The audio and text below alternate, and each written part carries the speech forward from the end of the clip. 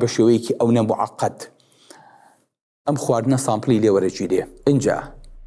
تحلیلەکرێ، جا لەگە پرۆتینایە کە گرێ، جا ڕیسەپتەری بۆ دانراوە، خواردنێکە خۆی ئەڵێ هذا الذي رزقنا من قبل، ئەتوانی هەزارەها تام جیاکەیتەوە، سەدەها میوە جیاکەیتەوە. هەستە بەخۆ کردو ئەم تامە لە چۆوە، ئەم هەستە لە چۆوە بۆ دروستە بێ.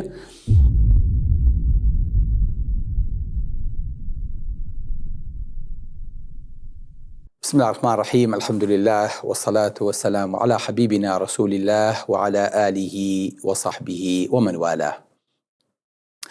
لباسی ئەستەوەرەکانە ئەمڕۆ باسی چێژی زمانتان بۆکەم. بزانین زمان ئیشی چییە؟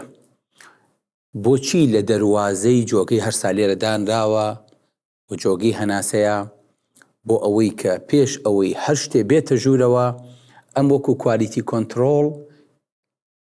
زمانێکی لێبە بزانێت چییە پێش ئەوەی کە ئاودی و بێ وە لە دەستمان بچێ. خوای گەورە ئالێرانەیە ئێمە شتێکی بۆ دروست کردوین کە بەس تامی چێژەکەیەکین، بەس دەزانی شتێک هەیە لە ناو زمانە وەڵڵا خۆشە، وەڵڵاهی تاڵە، سوێرە،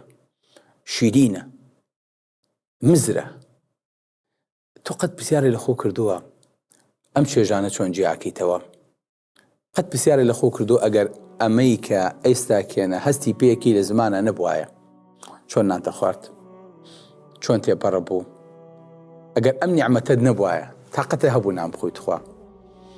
ساگەنە کە دانیشتویت و لەسەر سفرە وەڵێ الحەمدولله خوای جا لێمان قوبوڵکی ڕۆژۆکەمان و لەسەر نیعمەتەکەی تۆ ڕۆژۆکەمانشکێنین. هەستی پێ کردووە چەند نیعمەتێکی گەورەیە کاوانانەکە ئاکەیتە دەمت یخوادایە گیان دەسە خۆش بێ، وەڵڵاهی زۆر زۆر بەلەزەتە. یخوا باوی جان خوا ڕزقە بە قەت نا یخوا خوای جان لە تۆش بەزیا بێ، خوایە سوپاسی نیعمەتەکانی تۆکەین. ئەم هەموو چێژە، ئەم هەموو نیعمەتە تۆ زانی خواردن کە ئەچێتە ناو دەمەوە لیگ ئەیتوێنێتەوە، کە لیگ توانێ و ئەگەر لیگ نەیتوێنێتەوە بەرمە میلەکان ناکەوێ کە لە زمانە هەن 4500 دانە مەمیلە زیاتر بەس لە زمانە هەیە، هەر یەکەشیان ئیشێکی هەیە. دابش کراون بەوەی کە ئەمە ئەبێ سوێری بچێژێ بە ڕۆژوشی، بەڵام وەڵای خواردنەکە باشە، خۆی باشە الحەمدولله. تاڵی خراوەتە پشتی پشتەوە، لە پشتی زمانە هەیە، سوێری، شیرینی، هەر هەمووی شوێنی تایبەتی خۆی هەیە کە لە زمانە هەستی پێکی. بەڵام چۆن هەستی پێکی؟ یەکەم جار ئەبێ بچێتە ناو دەمەوە، دووەم بێ دانەکانە جوان بچنە سەریەک، ئەڵڵا ئەو دوو تاحونەیە، ئەو دوو ئاشا جوان جوان بۆ بەهارن. ئەنجا لیکەکەی توێنێتەوە، بۆ سافەکە، بۆ نەرمەکاتەوە، بۆ ئەوەی کە بچێتە ناو مەمیلەکانەوە. هەوا هەز نەکەی لەسەر زمان تۆ هەز بە خواردنەکەیت، ئەبێ بچێتە ناو کونی زمانەوە. شتێک هەیە پێ وترێ مایکرۆپۆر، ئەچێتە ناو پۆرەکانەوە، چێتە ناو کونەکانەوە، کە چوە ناو کونەکانەوە لە ڕێی لیکەکەوە سامپڵێکی خواردنی پێ ئیباتە ناوەوە. اینجا ئالێوانەیە هەستەوەر هەیە، هەستەوەرەکە لی وەرەگرێ، ئەلێم خواردنە سوێرە، ئەمە ترشە، ئەمە شیرینە، نەخێر هەر ئەوە پێ ناڵێ، پێتەڵێ ئەمە برنجەکە زۆر زۆر ئاوی تێکراوە، زۆر وشک کراوە، هەستی پێکەیت ئا لەسەر خواردنەکە زۆر جار گلەی لە خواردنەکەکی. ما عاب رسول الله صلى الله عليه وسلم طعاما قط، پێغەمبەری خوا قەت عیبی لە خواردن نەگرتووە، پێی خۆش بوو بێ خواردوێتی، پێی خۆش نەبوو بێدەنگی نەکردووە، سواسی خوای گەورە لەسەر کردووە. بەرەو کە هەستی پێ ئەەکەیت هەز بە هەموو شتەکانی خواردنەکە ئەەکەیت. ئەمە چی وەرەگرێ؟ ئەمە ئەو مایکرۆپاپیلانەی کە لێوانەیە هەیە، ڕیسەپتەرێکە، ڕێک ئەچێتە ناوی. باشە، ئەمە هەستە کردووە کە چۆن ئەمە ئەبێ بە هەست و چۆن ئەبێ بە کارەبا چۆن ئەگوازێتەوە بۆ مێشک. الله سەیری ئەم نیعمەتەکە هیچ جیهازێک هەیە لە دنیاە بتوانێ خواردنت بۆ قیاسکە، ئەوە توانێت کوالیتێکەوە بۆ جاکاتەوە. ئەمە خواردنێکی باشە، ئەمە ئەکسپایرە، ئەمە بەسوودە، ئەمە بێسوودە. بەڵام ناتوانێت چێژە باتێ، ناتوانێت هەز بە تامەکەی بکەیت. ئەم تامیە لە چیە هەیە؟ بەڕەخوای گەورە ئالێرانەیە زمانی دروست کردووە، وەڵڵاهی بە شێوەیەکی ئەو نەموعەقەت. ئەم خواردنە سامپڵی لێوەرەگیرێ ئینجا تحلیل ئەکرێ جا لەگە پرۆتینایە کە گرێ جا ڕیسەپتەری بۆ دانراوە خواردنێکە خۆی ئەڵێ هذا الذي رزقنا من قبل کورە وەڵاهی کاتی خۆشە خواردنە ئەمەم خواردووە کاتی خۆی بەس تامەکەی تۆزە شتێکی دی تێکراوە ئەتوانی هەزارەها تام جاکەیتەوە سەدەها میوە جاکەیتەوە هەستە بەخۆ کردو ئەم تامە لە چۆوە ئەم هەستە لە چۆوە بۆ دروستە بێ کە تۆ خوای گەورە ئەم تاقەی پێداویت بە تەنیا ئەوەی کە سەیری خواردنەکەکەیت لیمۆیەکە دەمە ئاوەکە دوایی کە ئەی خۆی تۆ ئەچێتە ناو ناختەوە جا چێژی لەکەی جا حەزەکەی زیاترین کات جا هەمانە پەلێت هەر ئاودیوێکە نا زمان بۆەوە کراوە کە چێژی لێ بکەی بۆ ئەوەی کە زوو خواردنەکە نەگەی بۆ دیوە جوان بیجویت نەرمیکەیتەوە دوای عەزیەتی مەعیدە و نەیت حازری کەیت چکە لێرە تێپەڕیتە چێژ نامێنێ بەڵام خوای گەورە وای بۆ دروست کردویت جا بە دەمارە ئێمە کە عەمەلیاتی لیکڕژێنەکان ئەلێرەنەیەکەین سبحان الله ئەم لیکڕژێنەکە لە ساحەفتای لیکی ئینسان دەرەکە ڕێک لە ژێر زمانایە دەمارێکی ئالێرەنەوە بۆی هێناوە لێو ڕێکەخە ئەم دەمارە و بڕی لێو خوارە بێ ئەگەر دەمارەکەی ناوە و بڕی ئەوەی کە ماسوولکەکە بەکارەخا زمان شەلە لە بێ ئەگەر دەمارەکەی تەرە بڕی زمان چێژی نامێنێ پێوتێ لینگوال نێرڤ خوای گەورە دەمارێکی بۆ بردویت دەمارێکی جوان لەسەر بۆری لیکڕژێنەکە تەخزی هەموو زمانتەکە بۆ ئەوەی کە بزانی چی ئەخۆیت بۆ ئەوەی کە بزانی چی تامەکەیت نعمەتێکی چەند گەورەیە نعمەتێکی چەند خۆشە کە خواردنە خەیتە سەر دەمت چێژی لێ ئەەکەی ئەی ئەگەر خواردنەکە بخەیتە سەر دەسێ بۆستی پێ ناکەیت نەخێر نەکەر ئەمە بەعەکسەوە الله دایە ئەوە چییە و تامە خۆشە و ئەوی نەچێ لە ماڵەوە ئەو بۆن و بەرامی دنیای پڕ کردووە ئەمە ئەکەی توشتی هاتەکرێتەوە بۆ ئەوەی کە خواردنی پاک و پیس دەکژاکەیتەوە بۆ ئەوەی کە شتێک ئەوە چی بوو وەڵاو خواردنە تێک چووە کەس نەیخوا ئەو بۆنی لێیە ئەوە تامی ناخۆشە ئەوە ترشاوە ئەمە خوای گەورە داینا وەکو پاسەوانێک وەکو بازگەیەک ناڵێ هیچ تێپەڕێ من تۆ بەس چێژەکەی زانی بەس مڵچەمان بێ بەڵام نازانی خوای گەورە ئالێرانەیە ئەمەی دروست کردووە کە یەکسەر پێتەڵێت ستۆپ تفیکەرەوە خواردە خراپ بوو پیس بوو بۆ حرامی ژوین بێوەکو ئەبوو بەکر کە حراممان خوارد ئەلێرە قورتممان بگرین بڵێ ئەو خواردنە حەڵاڵ نەبوو ئەو لە چۆی هێنابوو ماڵ و مناڵە بێ هەز بە تام و هەز بە حەڵاڵی و حرامی خواردنەکەش بکەن چەند خۆشە ئینسان سبحان الله نەک ئەمە ئێمە وازانی زمان بەس هەستەوەرەکان و چێژەکانە بینێ ئێوەزان زمان شتێکی تریشی تایە پەروەردگار چۆن بیرمان خاتەوە فەرمێ ئەلەم نەجعل لەه عەینەین وەلیسانن وەشەفەتەین خوای گەورە لەگەڵ نیعمەتی چاوە باسی زمانی بۆ کردویت چکە زمان ئەوەیە کە لە مناڵیە لە سکی دایکتا هێشتا نەهاتویتەتە دەرێ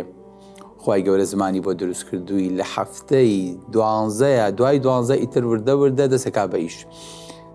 بۆیە کە مناڵ ئاوی دەوروبەری سکی دایکی خۆی ئەخواتەوە بەردەوام سبحان الله هەستێکی زۆر عەجیبی تایە عولەمان ئەچون شەکریان بۆ تێکرد بۆی کە فەخسی بۆ بکەن خۆی مناڵ مەفروزە هەتا 40 cc لە سەعاتێکا بخواتەوە قوتی باتوو بیکاتەوە بە میز و ئەم سۆڕە لە ناو سکی دایکا بەردەوام بێ بۆی کە ئاوی دەوری مناڵەکە پارێزراو بێ کە چون شەکریان بۆ تێکرد ئەو نەساختە چی بۆ چوو زۆری خواردەوە دووقاتی ئەوەیە خواردەوە کە پێشتری خواردەوە بۆ چونکە هەستی چێژی تایە مناڵ لەوە سێرترتان پێ بڵێم لە کووردا شتێکەیە پێڵێن هەڵێ دکتۆر گیان ئەم ئافرەتە شیرەکەی گەڕاوەتەوە بۆیە تووشی سەرەتان بووە ئەزان ئەم قسەی ڕاستە بەس بۆ خوایوانیە تۆ خۆتەڵێ ڕاستە بام پێتان بڵێم ئەزان ئەمە چییە ئەم دایکە مەمکی تووشی خانەی خەوتووی سەرەتانی بووە چەند ساڵ لەمەوە پێش 10 ساڵ لەمەوە پێش 15 ساڵ لەمەوە پێش دوای ئەوە گۆڕاوە بە سەرەتان کە ئەیبەن بۆ لای دکتۆر دکتۆرەکە پێڵێ ئەلێ ئەمەم کە شیرە پێیاوەڵێ دکتۆر جار ئەمەیانی خواردووە بەس مناڵەکە ئەمەیانی نەگرت. کوردەواری وا ئەزانێ ئەم شیرە گەڕاوەتەوە بەس ملاحەزەکەیان زۆر جوانە، ئەمە نەگەڕاوەتەوە، ئەمە مناڵەکە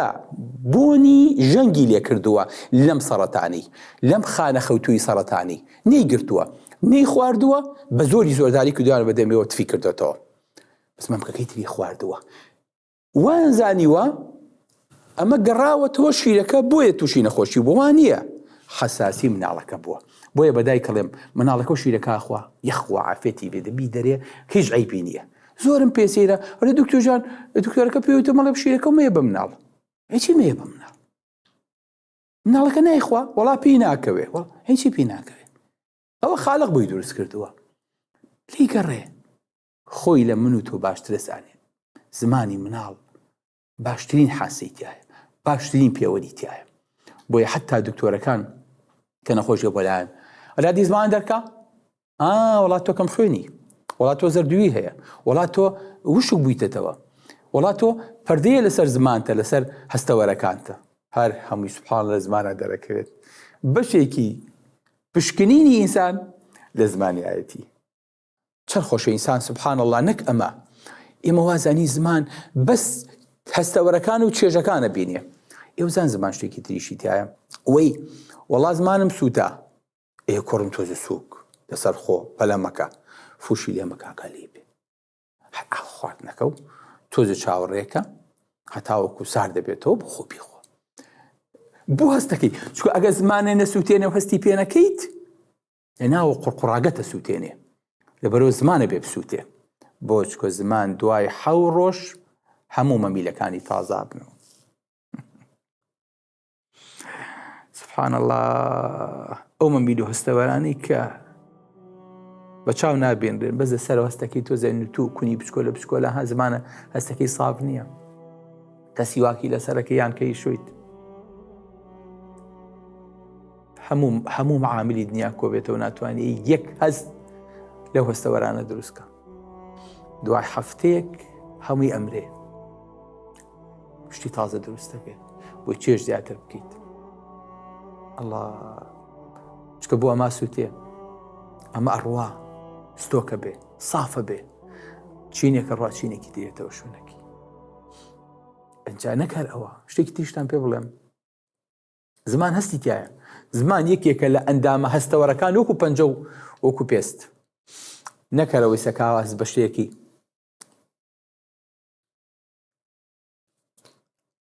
زمانتی بۆ بەرە پێغەمبەری خوا صلی الله علیه و سلم فەرمێ ئەوەی کە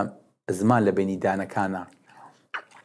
یان لە کولوکەلی بەری دەما دەریهێنا ئەوە حەڵاڵە قوتی بێ بەزەگە بە پەنجە دەریهێنا ئەبێت فیکێتەوە حەڵاڵ نییە بی خۆی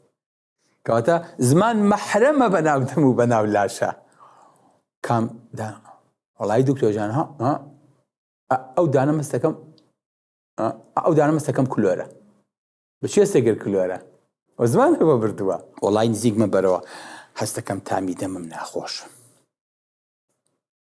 تامی دەمم ناخۆشە الله ئێمە زمان وازانی هەت تەنها حەڤە ماسووکەیە وەڵە سوڕێ وازانی تەنها ناتەق ڕسمی لاشەیە و دڵ قسەی پێکاڵێ ئەوە بڵێ ئەوە فەرمو ئەوە مەڵێ بۆ زوا زمانمان ناسیوە ئەسمان نەکردووە زمان شتێکەیە پێ وتێ چێش شتێکەیە پێ وترێ تام ئەگەر ئەمەمان نەبوایە تو ئەو خوایە کەس بیری لێ ئەکردەوە کەس بە مێشکی هاو کاکە باش تێ دروستکەین ئەم زمانە هەستەوەری تیا بێ نەخێر بەڵام نیعمەتێکە خوای گەورە بۆی دروست کردویت نیعمەتێکە و قەدری نازانیت ڕۆژێکان نەخۆشێک لە دەروی وڵات هاو بۆلام نەشتەگەری زمانیان بۆ کردبوو تووشی سەرەتانی زمان بوو پەناگرم بەخوا زان زمانیان دەرهێنا بوو کورد دەڵێ زمانتە بڕم زمان بڕێنەوە ئازان نییە هەڕەشەی پێ نەکرد زمانیان بڕی بوو ئەموو مشکلەت چییە؟ جا کوردی نازانی ئەیوت ناتوانم نان بخۆم ناتوانم خواردن خەرکەمەوە و بیبم بۆوە ئەی چۆن قسەیە کرد بەس بە ئیشارەت شارتی بۆ کردم ئەوەی کە لەگەڵ یا بوو تەرجمەیە کرد ئەیوت کاکتۆر زۆر معناتی هەیە نازانێ خواردن قوت بە نازانێت چون بەلای نەخۆشێ تۆزە شەلەل یابووی لە زمانی هی کاکتەر ها خواردنەکەی بەدەمێەوە ئەلێرەوێتە خوارەوە دەمی خوار بووە زمانی هەڵا سوڕێ تۆزانی لە چی نازوێن ئەمەتێکیت تۆزانی بەس ئەلێرەوە تێکیت و لە خوارەوە دەریکەیت باوجان كورمان نعمته ثم لتسألن يومئذ عن النعيم نعيم هەرو خواردنە نەبوو کە خواردت نعيم ئەوەشە کە چێژی پێەکەی ئەوەی کە پێی هەڵە سوڕێنی ئەوەی کە پێی هەڵزمەکەیت ئەمە هەمووی نعیم ئاگاتان لێی بێ لەبەرەوە قەدری بزانن چێژی بزانن تامی بزانن بۆی کە سوپاسی خوای گەورەی لەسەرکەن ئەگەر نەمان بواە چییە بەس بیرە کردایەت وتە ئەگەر نەبوایە وایە چی بواە وایە ئەم زمانە ئەم چێژە نیعمەتێکی گەورەیە تیژی مەکەن لە غەیبەت و لە قسەی سبر و لە تاوان و لە بڕینی ملی خەڵک و لە بوتان و لە قسەی نابەجێ بەکاری بێنن ئەو زمانە نیعمەتێکی گەورەیە وهل يكب الناس على وجوههم يوم القيامة إلا حصائد ألسنتهم لە ڕۆژی قیامەتە ئینسان بە کێشەکرێ لەسەر دەم چاوی ئیلا سەر زمانی نەبێ وێ ئەم زمانە نیعمەتێکی گەورەیە بەم دەمارەیە ئاچێتە سەرەوە ئیبا بۆ مێشکەڵی یەخوا نوێشی گیانە بێ ئەوە ئیساکێنێتەوە خورما ئەخۆیت یەخوا خوای گەورە ڕۆژە کۆلی قوبوڵکە ئەو چاکەنێتەوە شیرە خۆیتەوە کە سونەتێکی پێغەمبەری خوای صلی الله علیه وسلم سائغا للشاربین ئەی خۆیت و بەسەر هەموو زمان تا تێپەڕێ و جا زمانیش ئاوا باڵی لێ کردوێتەوە ئاو بۆی کە لە هەر شوێنەکەەوە شتێ تێپەڕی بەر ئەو کەوێت و چێژی لێ بکە ئەوی شەستی پێ بکە بەڕاستی نیعمەتێکی گەورەیە خوای گەورە لەم نیعمەتە بێبەشمان نەکا خوای گەورە لێمان نەسەنێ خوای گەورە زمانمان پاراوکە بە زیکر و بتوانین هەتاوەکو قیامەت یادی خۆیکەین هەتاکو ئەو لەحظەیە کە ژیانمان دەرەچێ و ئاخر کەلیمەمان ئەپێی ئەڵێین لا إله إلا الله. السلام عليكم ورحمة الله وبركاته. والله إلى شوي الحكاية أقل هستي بيبكن بس ممكن خالق خوي بزاني دكتوريش آوا كثير كات بنازوريش نايبيني بلام كي خيت لجوي الميكروسكوب انجا هستي سبحان الله أما تش عالم هيك